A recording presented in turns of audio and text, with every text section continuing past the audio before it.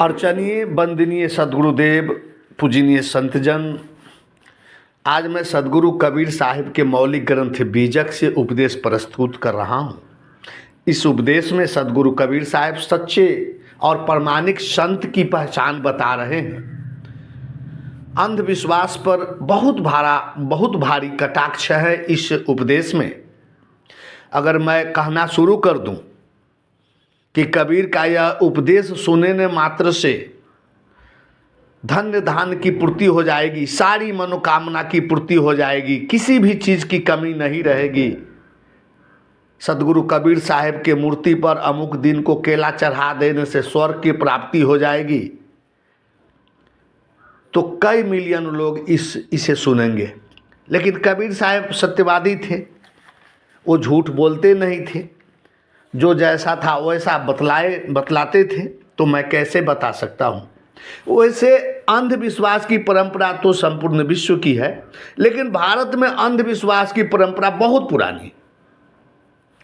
तब तो आज से 600 वर्ष पहले सदगुरु कबीर साहिब अंधविश्वास पर व्यंग करते हुए ये उपदेश दिए हैं। आज का ये उपदेश अंधविश्वास पर बहुत भारी कटाक्ष है, व्यंग है।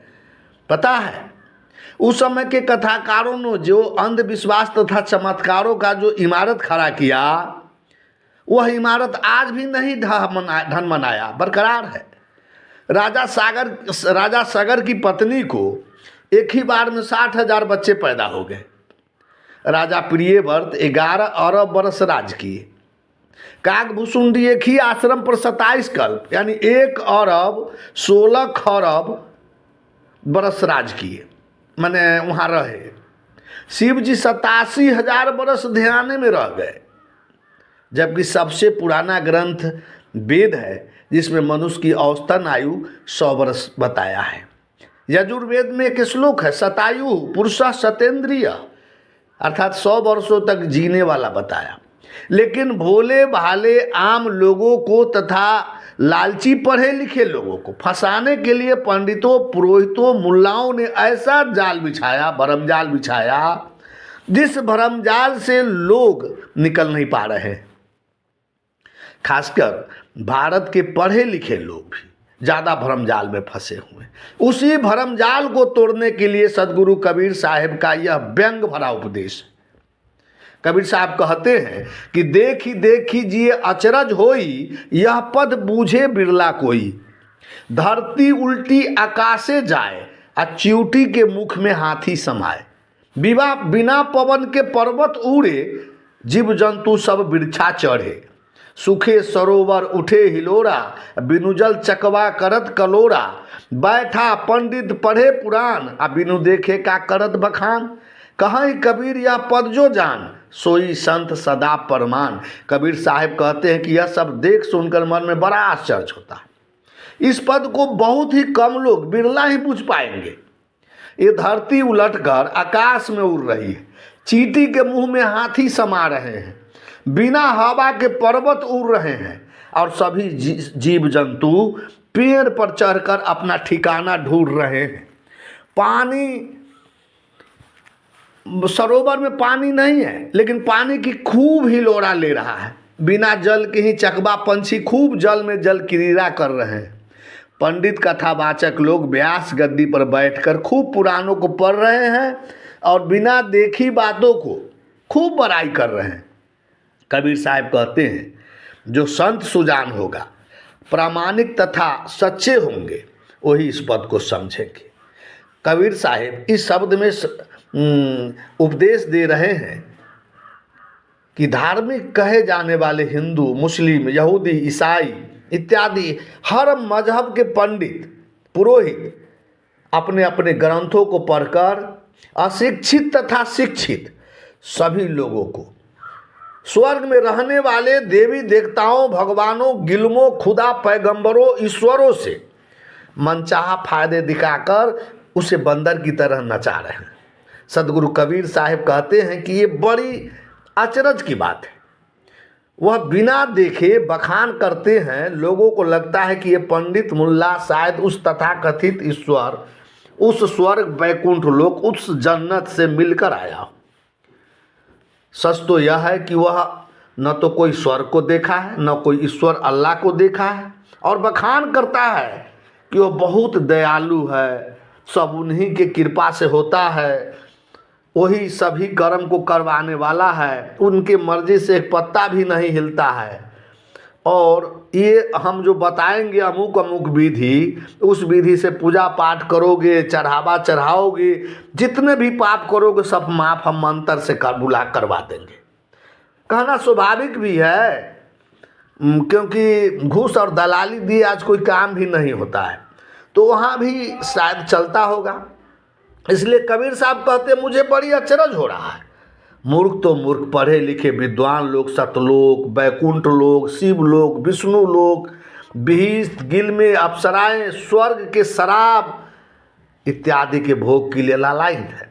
कबीर साहब व्यंग करते हैं, धरती उल्टी आकाशे जाए, चींटी के मुंह में हाथी समाए, बिना पवन के पर्वत उड़ या जीव जंतु सब बिरछा चढ़े। धरती उलटकर आकाश में जा रही, ईश्वर, स्वर्ग, अनेकों प्रकार के लोग, अप्सराएं को सही मानकर धरती पर के मनुष्य की मन की कल्पनाएं आकाश में उड़ रही है। कोई स्वर्ग लोक, कोई वैकुंठ लोक, कोई सतलोक, कोई शिव लोक में उड़ रहे हैं, और उसे पाने के लिए लोग छटपटा छटपटा कर अनेकों प्रकार के व्रत, उपवास, कांटे पर सोना, दंड बैठक करना, 100 किलोमीटर जाना, बिना चप्पल जूता के कांटों पर चलना, पेटकुनियाँ मारकर 100 किलोमीटर जाना, न जाने बैकुंठ स्वर्ग के नाम पर कितना कष्ट कर रहे हैं। इसलिए कबीर साहब कहते ये सब देखकर बहुत अचरज हो रहा है।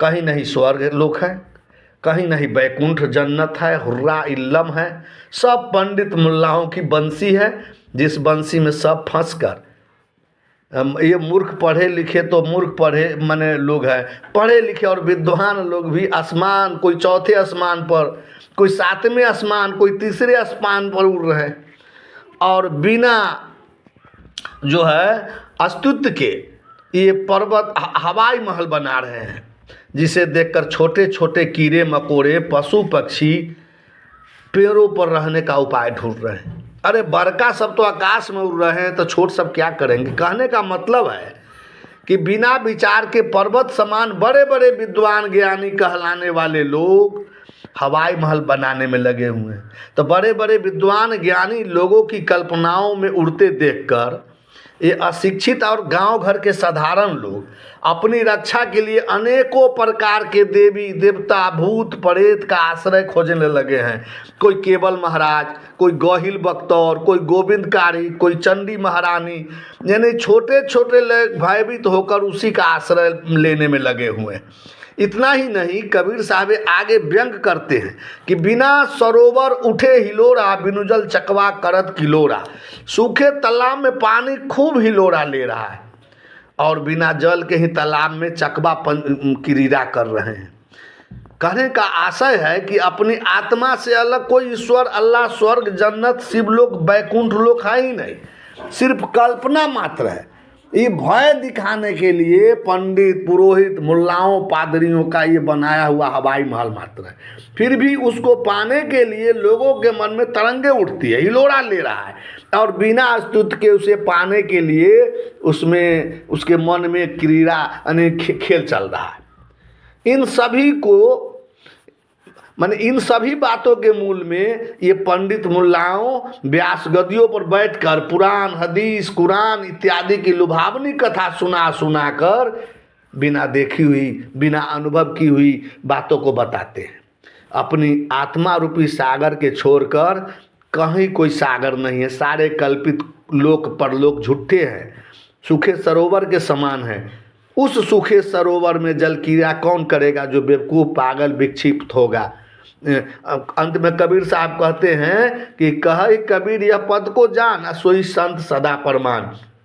मेरे इस पद को जो जान लेगा, अच्छी तरह समझ लेगा, वह अनर्गल और मनगढ़ंत काल्पनिक बातों को छोड़कर सत्य पथ का राही हो जाएगा। और सत्य पथ का राही ही प्रमाणिक संत है। किसी भी बात को बिना विचार किए कैसे माना जाए। हनुमान जी पृथ्वी से 13,000 गुना सूरज को लील गया, घुट गया। हरिण के पेट से मनुष्य पैदा हो गया, खीर खिलाने से बच्चा पैदा हो गया। राजा सागर की एक के बार में 60,000 बच्चा पैदा हो गए, ये ब्राह्मण लोग मुंह से पैदा हुए। ये सब सारी की सारी मनगढ़ंत बातें ये सृष्टि की कार्य कारण व्यवस्था में के अंतर्गत नहीं है। ये सब विचारणीय बात है, और जो संत इस पर विचार करके जो लोग चलते हैं वही सच्चे संत हैं, वही प्रमाणिक संत हैं। साहब बंदगी, साहब बंदगी, साहब बंदगी।